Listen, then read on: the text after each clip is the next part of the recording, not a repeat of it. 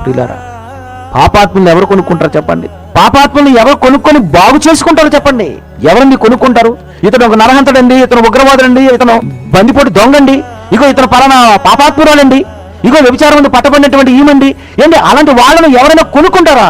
ప్రతి వంశములోనూ పాపాత్ములే, ప్రతి ప్రజలోనూ పాపమునకు అమ్మబడిన వారే, ఆయా భాషలో మాట్లాడేవారు వీళ్ళు అమ్మేసుకున్న వాళ్ళే.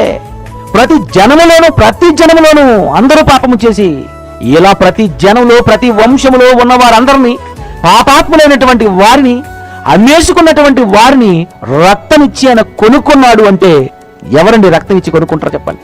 మీరు ఎప్పుడైనా రక్తం ఇచ్చి ప్రాణం ఇచ్చి ఏదైనా వస్తువు కొనుక్కుంటారా? ఈ టీవీ కొనుక్కోండి మీ పెద్ద పాప ప్రాణం ఇచ్చి అంటే కొనుక్కుంటారా? ఇదిగోండి ఈ మోటార్ సైకిల్ కొనుక్కోండి మీ చిన్నబ్బాయి ప్రాణం ఇచ్చి కొనుక్కుంటారా?